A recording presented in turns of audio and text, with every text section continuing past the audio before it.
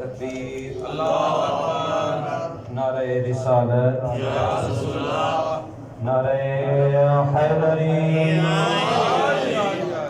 بر محمد و آل محمد صلی اللہ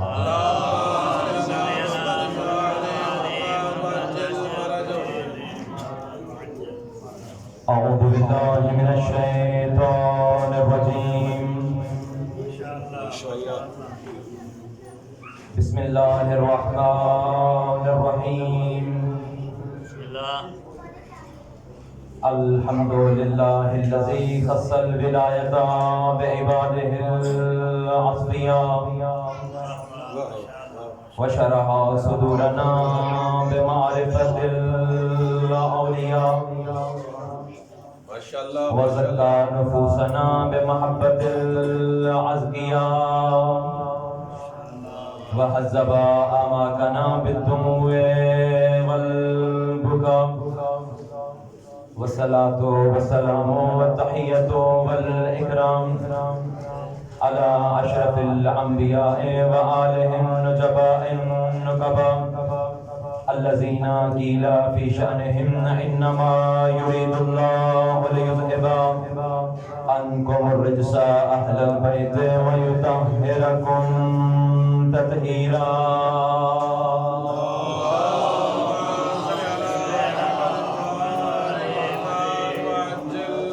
لا سيما خامس أصحاب الكساء الذي هو سيد الشهداء وعلى أنصاره المجاهدين النبلاء الذين لم يرضوا دونه إلا ببذل الأرواح والدماء وخصوصا على بقية الله العظماء صاحب يوم الفتح وناشر رأية الهدى روحي وأرواح العالمين على تراب مقدمه الفداء.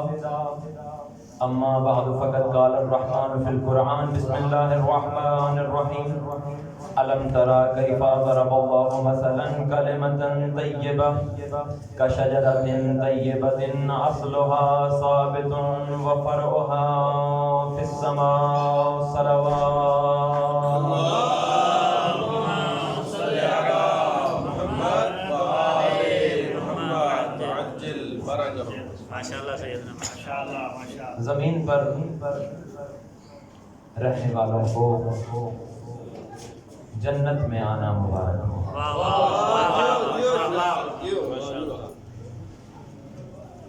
سب شکر ہے اس عظیم پروردگار کا کہ جس نے زندگی میں ایک بار پھر ہمیں رحمت دو عالم کے گھرانے کی خوشی میں خوش ہونے کا موقع عطا فرمایا.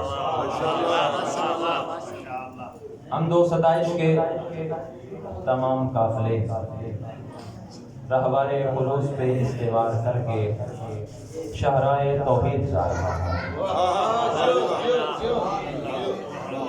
اس بارگاہ صد عظمت پناہ میں عقیدتوں کے گلدستے پیش کرنے کے لیے کہ جو قدیر و قادر اللہ منو مٹی تلے دبے بڑے بڑے انسانوں، جوانوں، حکمرانوں کو کروٹ بدلنے تک کی اجازت نہیں دیتا،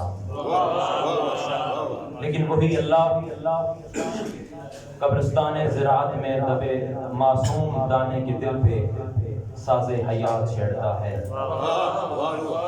وہ قدیر اللہ قبرستان زراعت میں دبے معصوم دانے کے دل پہ آب حیات چھڑکتا ہے، اور پھر وہ معصوم دانہ عقیدت خداوندی کے طبل پیٹتا ہوا، نغمہ خداوندی کے راگ الاپتا ہوا، دھرتی ماں کے سینے کو چیر کے عالم حق نگاہ پہ پہلی نگاہ ڈالتا ہے، اور پھر وہ معصوم سی کنبل اپنے پروردگار پہ توکل کے وہ کمالات دکھاتی ہے کہ اس کا کریم اللہ اس معصوم سی کنبل کو حشرات کے بے رحم قافلے کی رہزنی سے بھی بچاتا ہے، اور حشرات الارض کے سنگ دل قافلے کی رہزنی سے بھی محفوظ رکھتا ہے. وہ معصوم سی گنبل یہ جانتی ہے کہ اس کا عظیم پروردگار اس کو ابر بے کرم کے قاتلانہ قطروں سے بھی محفوظ رکھے گا، اور تند و تیز آندھیوں کے بے رحم پھپیڑوں سے بھی اس کی حفاظت فرمائے گا، اور پھر وہ کریم اللہ اس معصوم سی گنبل کو سورج کی کڑکتی شعاؤں اور مہتاب کی ٹھنڈی اور میٹھی چھاؤں کے سائے میں دہلیز جوانی پہ قدم رکھنے کی اجازت عطا کرتا ہے، اور پھر اس جوان کھیت کے سینے پہ کسان کو بٹھا کے خداوند رحمان سورہ رحمان میں انسان سورہ واقعہ میں انسان سے سوال کر کے پوچھتا ہے انتم تزرعونہ ام نحن الزارعون، فخر کس بات کا کر رہا ہے انسان، پتا تو اگاتا ہے یا ہم ہوگا۔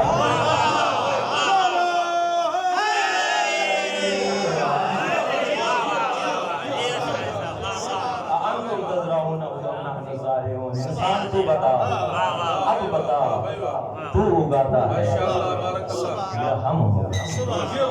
ایک دفعہ مل کے بابا سے بلند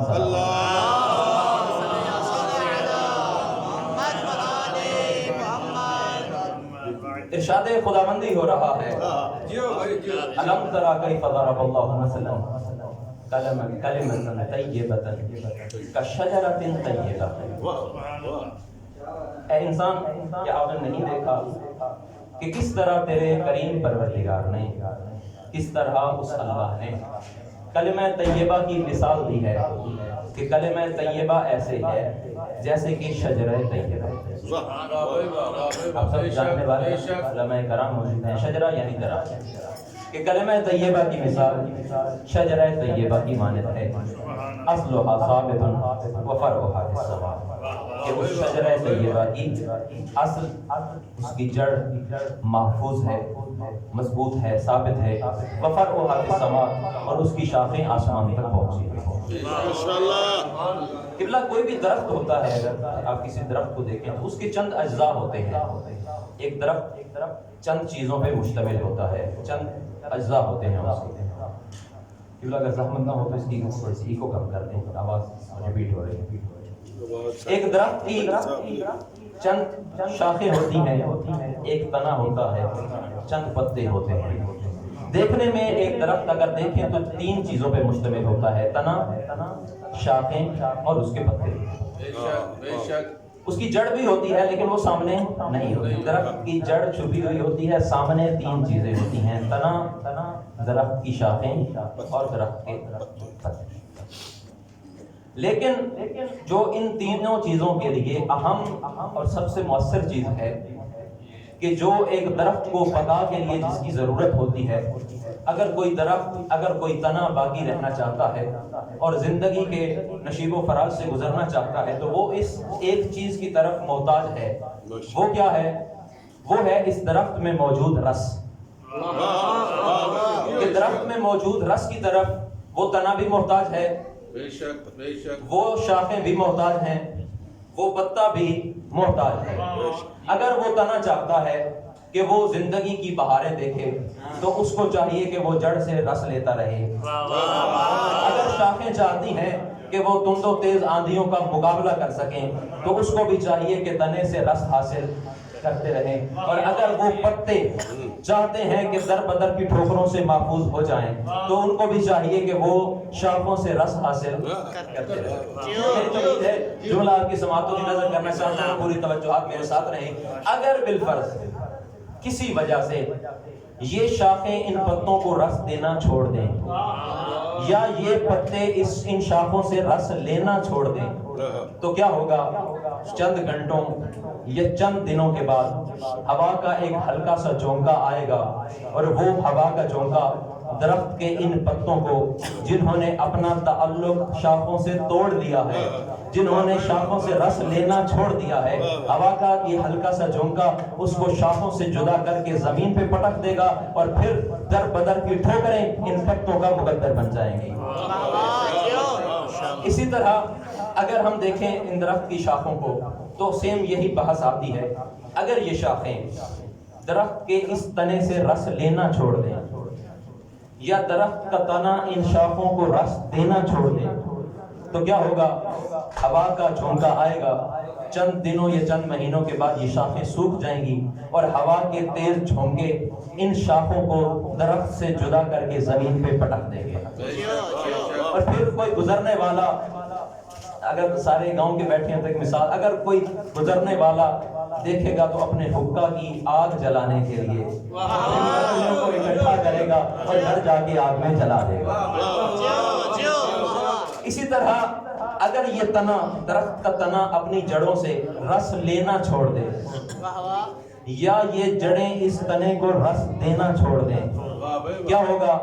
چند ہفتوں یا چند مہینوں کے بعد یہ تنا بھی سوکھ جائے گا اور پھر کسی لکڑہارے کی اس پہ نگاہ پڑے گی. وہ سب سے پہلے تو اس کو جڑوں سے اپنا تعلق توڑنے کی سزا میں کلہاڑوں سے وار کرے گا، پھر اس کو کاٹ کے آرے پہ لے جائے گا اور اس کے ٹکڑے ٹکڑے کر ڈالے گا. اور پھر کیا ہوگا؟ پھر اس کا کوئی ایک ٹکڑا کسی گھر کی آگ میں جل رہا ہوگا، دوسرا ٹکڑا کسی آگ کا ایندھن بن رہا ہوگا.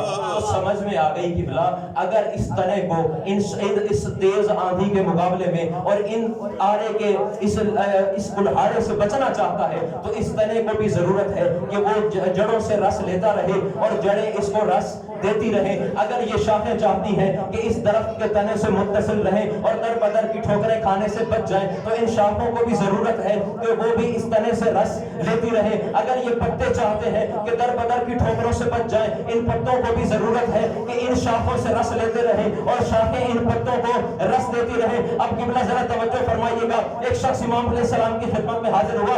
امام باقر علیہ السلام کی خدمت میں عرض کرتا ہے، مولا خداوند رحمان جو ارشاد فرما رہا ہے کہ کلمہ طیبہ کی مثال شجرہ طیبہ کی سی ہے، مولا ذرا بیان تو فرمائیے کہ شجرہ طیبہ سے مراد کیا ہے؟ مولا یہ شجرہ طیبہ، یہ درخت ہے کیسا؟ امام علیہ السلام فرماتے ہیں الشجرۃ رسول اللہ صلی اللہ علیہ وآلہ وسلم وانسانها الائمہ واوراقها الشیعہ. امام علیہ السلام فرماتے ہیں یہ جو درخت ہے یہ درخت رسول اللہ ہے، اس درخت کی شاخیں ائمہ علیہ السلام ہے اور اس درخت کے پتے ہمارے شیعہ ہیں. اور پھر فرماتے ہیں وہ عنصر الشجرہ الفاطمہ، اس درخت کے عنصر، اس درخت کے رس کو فاطمہ زہرا کہتے ہیں. تو قبلہ سمجھ میں آ گیا کہ اگر آج یہ شجرہ رسالت و نبوت و امامت سرسبز و شاداب نظر آ رہا ہے تو اس شجرہ کی بقا کی وجہ کو فاطمہ زہرا کہتے ہیں.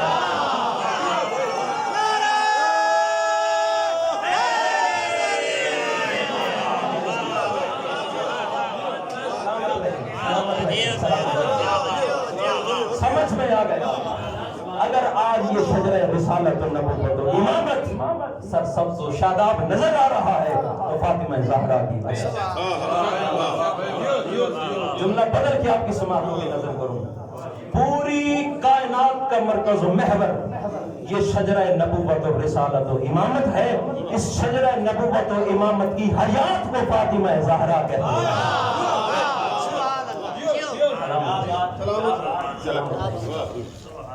45 عام الفیل سن 5 بعثت ہے.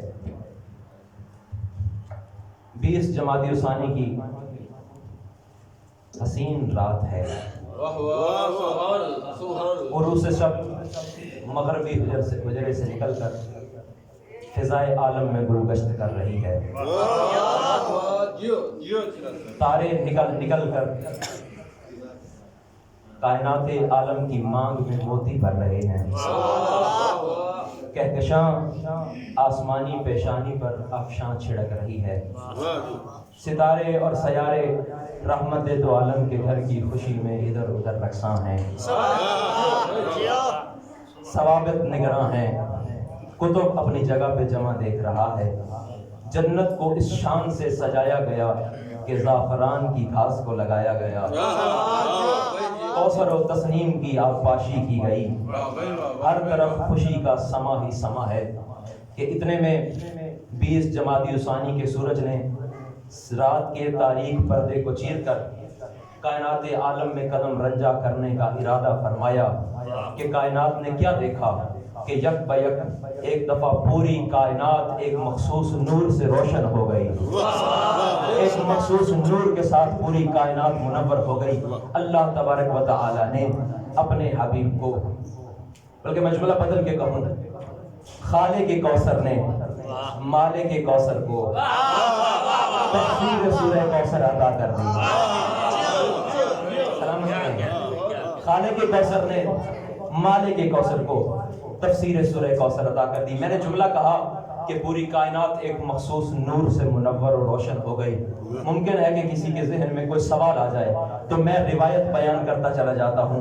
ایک شخص جناب جابر بن عبداللہ انصاری امام علیہ السلام کی خدمت میں حاضر ہوا اور امام محمد باقر علیہ السلام کی خدمت میں آ کے عرض کرتا ہے، مولا لما سمیت فاطمہ الزہرا، مولا بتائیے تو صحیح آپ کی جدہ فاطمہ الزہرا کو زہرا کیوں کہتے ہیں؟ مولا آپ کی جدہ کو زہرا کیوں کہتے ہیں؟ تو امام علیہ السلام نے فرمایا لأن اللہ عز وجل خلقها من نور عظمتہ، میری جدہ فاطمہ کو زہرا اس لیے کہا جاتا ہے چونکہ اللہ تبارک و تعالی نے میری جدہ کے نور کو اپنے نور عظمت سے خلق فرمایا۔ پھر فرمایا فلما اشرقت اضاءت السماوات والارض بضوء نورها، اللہ تبارک و تعالی نے میری جدہ کو اپنے نور سے خلق کیا۔ جب میری جدہ فاطمہ زہرا کا نور چمکا، میری جدہ کے نور کا چمکنا تھا، میری جدہ کے نور سے خدا کے ساتھ آسمان بھی روشن ہو گئے، ساتھ زمینیں بھی روشن ہو گئے۔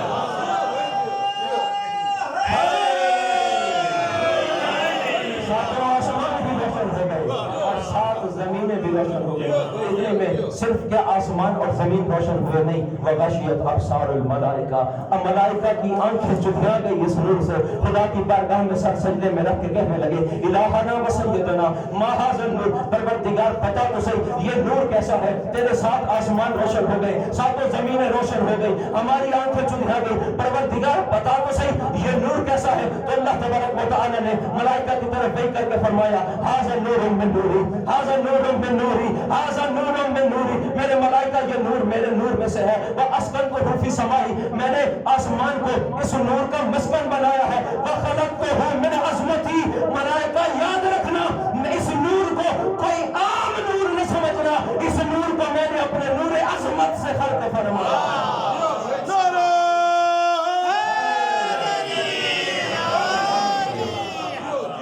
اس نور کو میں نے اپنے نور عظمت سے خلق فرمایا اور پھر فرمایا اخرجہ من صلب نبی من انبیائی، اس نور کو میں اپنے انبیاء کے صلبوں میں سے، نبیوں میں سے ایک نبی کے صلب سے اس نور کو ظاہر کروں گا۔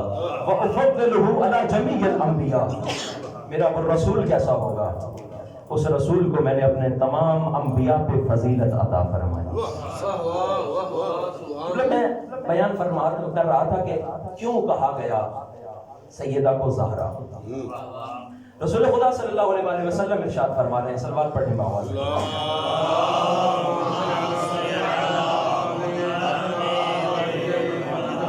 رسول خدا صلی اللہ علیہ وآلہ وسلم ارشاد فرما رہے ہیں لما قامت فی المحراب ظہر نورها لأہل السماء کما ظہر نور الکواکب لأہل الارض۔ جب میری بیٹی فاطمہ محراب عبادت میں کھڑی ہوتی ہے، میری بیٹی کا نور آسمان کے فرشتوں کے لیے ایسے چمکتا ہے جیسے زمین والوں کے لیے آسمان کے ستارے چمکتے ہیں۔ اور قبلہ یہ روایت میں نے اپنی آنکھوں سے پڑھی۔ امام رضا علیہ السلام فرماتے ہیں اذا طلع حلال شہر رمضان کان یغلب نورها علی الحلال ویخفی، جب میری سیدہ زہرا، جب میری جدہ فاطمہ زہرا اپنے حجرے سے باہر تشریف لے کے آتی تھی، اگر رمضان کا چاند آسمان پہ نمودار بھی ہوتا تھا، آسمان کے چاند کی روشنی مان پڑ جاتی تھی، میری جدہ کا نور چاند کے نور پہ غالب آ جایا تھا۔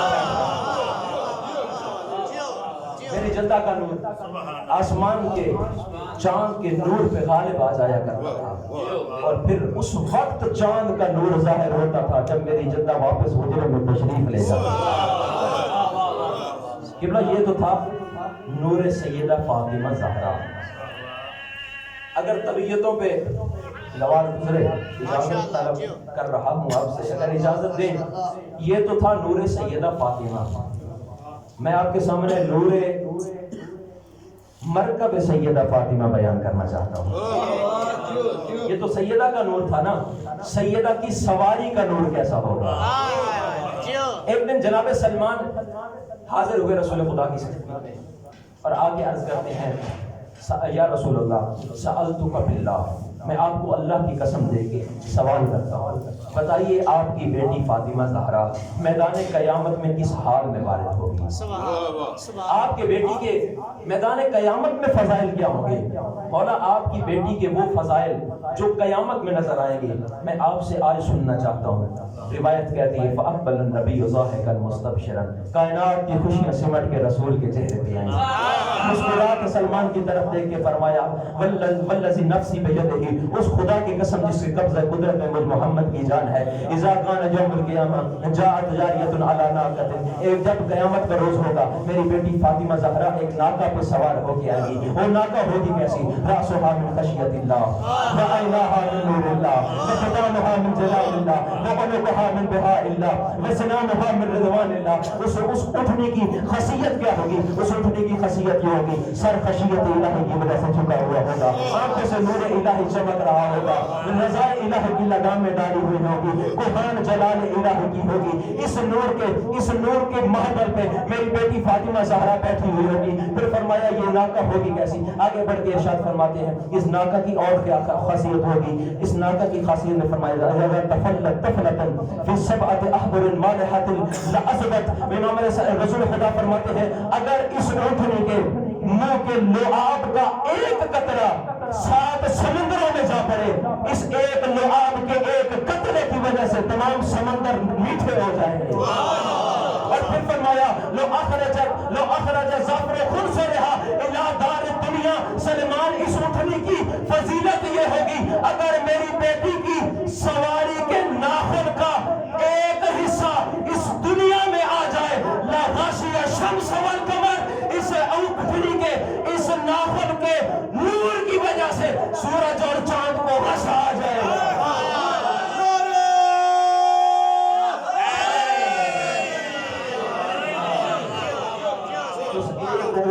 ناخن کے ایک نور کی وجہ سے سورج اور چاند کو بش آ جائے گا۔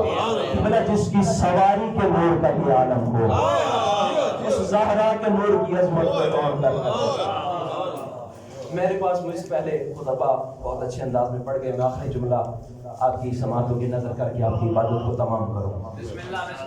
قبلہ جب سیدہ کی سواری میدان قیامت میں وارد ہوگی، فضل ندا کی ولی اللہ، خدا کی طرف سے منادی ندا دے کے کہے گا انظروا ابصارکم وناقصوا رؤوسکم، اے اہل معاشر اپنے نگاہوں کو جھکا لو، اپنے آنکھوں کو بند کر لو، اپنے سروں کو جھکا لو، میرے حبیب کی بیٹی تشریف لا رہی ہے۔ سیدہ کی سواری میدان معاشر میں وارد ہوگی کہ تمام کا تمام میدان معاشر بی بی کے استقبال میں کھڑا ہو جائے گا۔ اب پورے کا پورا میدان محشر بی بی کے استقبال میں کھڑا ہوا ہے۔ قبلہ جب پورے محشر کو یہ حکم ہو رہا ہے، میدان محشر میں انبیاء بھی تو ہوں گے نا، اور روایت کہتی ہے کہ جب سیدہ زہرا آتی تھی تو رسول خدا بیٹی کے احترام میں کھڑے ہو جایا کرتے۔ اب جب رحمت للعالمین کو کھڑا ہوئے دیکھیں گے تو ظاہری بات ہے باقی تمام انبیاء بھی رسول کے احترام میں کھڑے ہو جائیں گے۔ اب جب اگر تمام انبیاء رسول کے احترام میں کھڑے ہوں گے تو تمام انبیاء کی امتیں بھی سیدہ کے احترام میں میدان محشر میں کھڑی ہو جائے گی۔ یعنی ظاہر یہ ہوا کہ پوری کائنات کا مرکز و محور آج سیدہ زہرا ہے، پوری کائنات کو سیدہ کے احترام میں کھڑا کیا جا رہا ہے۔ قبلہ یہی تو وجہ تھی کہ پروردگار عالم نے اپنے رسول کی زبان سے زندگی میں بار بار یہ اعلان کروایا، زمانے والوں یاد رکھنا پوری کائنات کا مرکز و محور سیدہ زہرا ہے۔ رسول خدا نے بیٹی کو مخاطب کر کے فرمایا یا فاطمہ تو ان اللہ یغضب لغضبک ویرضى لرضاک، میری بیٹی فاطمہ اللہ تیرے غضب کی وجہ سے غضبناک ہوتا ہے، اللہ اس سے راضی ہوتا ہے جس سے تو راضی ہوتی ہے۔ تو قبلہ اسی پہ ایک جملہ آپ کی سماعتوں کی نظر کر کے آپ کی عبادت کو تمام کروں۔ کیا فرما رہے ہیں بیٹی؟ اللہ تیری رضا سے راضی ہوتا ہے، اللہ تیرے غضبناک ہونے کی وجہ سے غضبناک ہوتا ہے۔ ایک نقطہ یہاں پہ ہے کہ لوگ شاید کسی کے ذہن میں یہ سوال آئے کہ خداوند رحمان حالتیں بدلتا نہیں ہے، کہ ابھی راضی ہے اور پھر اس پہ نعوذ باللہ من ذالک غصے کی کیفیت طاری ہو گئی، پھر اس پہ خوشی کی کیفیت طاری ہو گئی، ایسا نہیں ہے۔ تو پھر سوال یہ ہے اگر ایسا نہیں ہے تو رسول کی اس حدیث کا مطلب کیا ہے کہ اللہ فاطمہ کے غضبناک ہونے کی وجہ سے غضبناک ہوتا ہے، فاطمہ کے راضی ہونے کی وجہ سے اللہ راضی ہوتا ہے؟ بعض لوگ یہ سمجھتے ہیں کہ کسی چیز کی فضیلت کو اس وقت تک بیان کیا ہی نہیں جا سکتا جب تک کسی دوسری چیز کی فضیلت کو کم نہ کیا جائے۔ مثال کے طور پہ آپ نے بعض شعراء سے یہ جملہ سنا ہوا ہوگا، راستہ چھوڑ مجھے کرب و بلا جانے دے۔ اس کا پہلا جملہ یہ ضد نہ کر مجھے فردوس میں لے جانے کی، راستہ چھوڑ مجھے کرب و بلا جانا۔ وہ شاید یہ سوچ رہے ہیں کربلا کسی الگ چیز کا نام ہے، جنت کسی الگ چیز کا نام ہے۔ قبلہ وہی کربلا ہی تو جنت ہے، جنت ہی تو کربلا ہے۔ قبلہ ایسا نہیں ہے کہ کربلا الگ چیز ہے اور جنت الگ چیز ہے۔ زمین سے دیکھو تو پہلے کربلا نظر آتی ہے، بعد میں فردوس نظر آتی ہے، فردوس اعلیٰ سے اگر آسمان سے دیکھو پہلے فردوس نظر آتی ہے پھر کربلا نظر آتی ہے۔ یعنی دونوں الگ الگ چیزیں نہیں ہے، کربلا ہی جنت ہے، جنت ہی کربلا ہے۔ ایسا نہیں ہے کہ کربلا کی فضیلت کو کم کر کے جنت کی فضیلت کو بڑھایا جائے، یہ جنت کی فضیلت کو کم کر کے کربلا کی فضیلت کو بڑھایا جائے۔ ایسا نہیں ہے کہ فاطمہ کی فضیلت کو بڑھا کے توحید کی فضیلت کو کم کیا جائے، یا توحید کی فضیلت کو بڑھا کے ولایت و عظمت سارا کی فضیلت کو کم کیا جائے۔ قبلہ ایسا نہیں ہے۔ تو پھر رسول کی اس حدیث کا مطلب کیا ہے کہ اے میری بیٹی فاطمہ، تو تیرے راضی ہونے کی وجہ سے اللہ راضی ہوتا ہے، تیرے غضبناک ہونے کی وجہ سے اللہ غضبناک ہوتا ہے۔ پر مولا قبلہ ذرا توجہ فرمائیے گا، ایک مثال سے آپ کی سماعتوں کو بیدار کرنا چاہتا ہوں۔ اگر کوئی شخص یہ دیکھنا چاہے لائٹ ہے یا نہیں، بجلی موجود ہے یا نہیں، تو وہ کیا کرتا ہے؟ بٹن دباتا ہے، دیکھتا ہے کہ بلب روشن ہوا ہے یا نہیں، یعنی بلب مظہر ہے لائٹ کی موجودگی کا۔ ایسا نہیں ہو سکتا کہ کوئی شخص ڈائریکٹ تار کو ہاتھ لگا کے دیکھے کہ بجلی ہے یا نہیں۔ اگر کسی نے ایسا کرنے کی کوشش کی تو زندگی کا چراغ گل ہو جائے گا۔ یعنی اگر یہ پتہ کرنا ہے کہ لائٹ موجود ہے یا نہیں تو کس سے پتہ چلے گا؟ مظہر سے، مظہر سے پتہ چلے گا کہ بجلی موجود ہے یا نہیں۔ اسی طرح اللہ کے رضا اور غضب کا مظہر ہے سیدہ زہرا۔ اب اگر کسی نے پتہ کرنا ہے کہ اللہ مجھ پہ راضی ہے تو یہ دیکھے فاطمہ مجھ سے راضی ہے یا نہیں، تو قبلہ سمجھ میں آ گیا۔ اب کسی کا بھی نقاب الٹ کے یہ دیکھنے کی ضرورت نہیں ہے کہ وہ رضی اللہ ہے یا لعنت اللہ ہے۔ بس ایک طرف سیدہ کی رضا کو رکھو، دوسری طرف ان کی زندگی کو رکھو، دیکھ لو اگر ان سے سیدہ راضی گئی ہے تو یہ رضی اللہ